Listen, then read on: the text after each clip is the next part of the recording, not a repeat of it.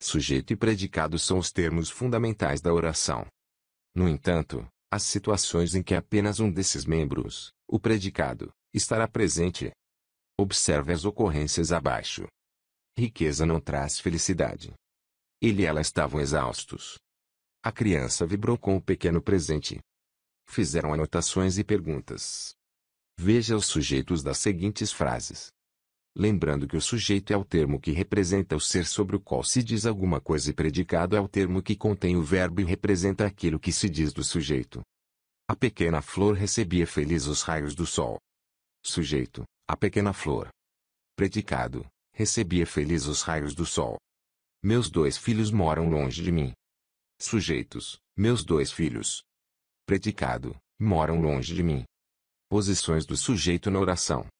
Na oração, os termos possuem uma sequência natural, uma ordem direta.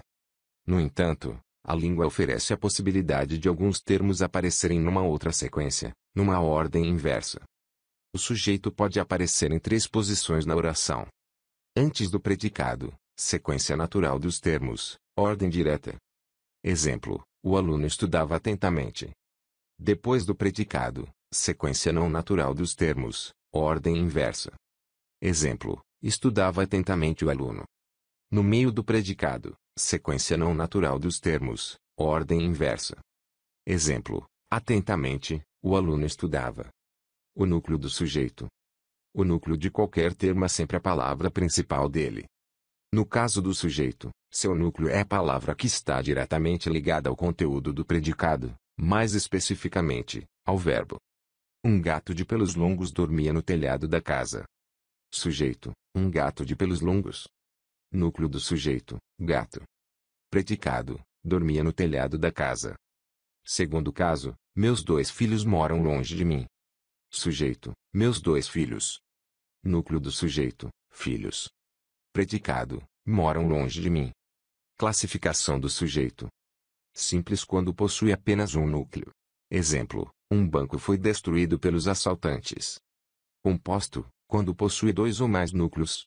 Exemplo, 2 amigos e 2 primos resolveram se aventurar em uma casa abandonada.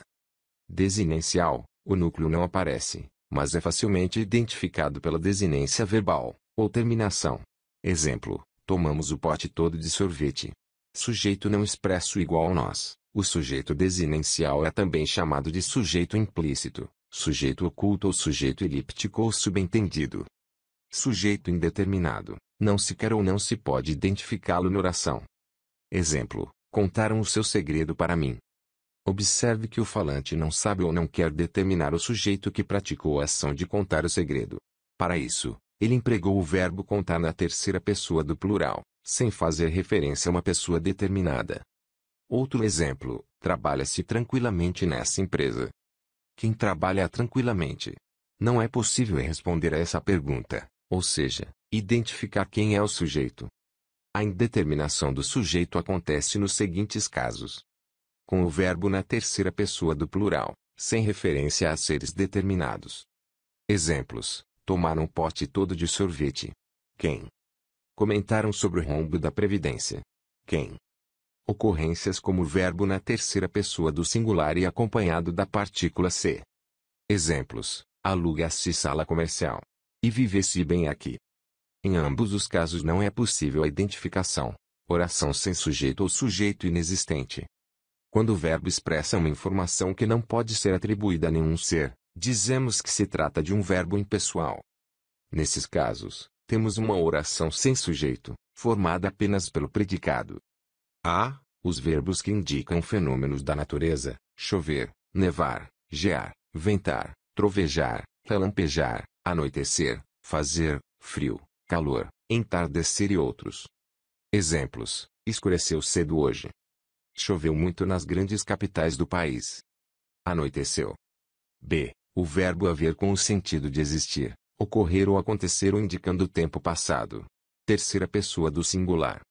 Exemplos, havia pessoas descontentes na fila do banco. Havia igual existiam. Houve algo de anormal aqui. Houve igual aconteceu. Há meses não o vejo. Há igual faz. C. Os verbos estar, fazer, ser na indicação de tempo ou fenômeno. Terceira pessoa do plural e singular. Exemplos: estava frio.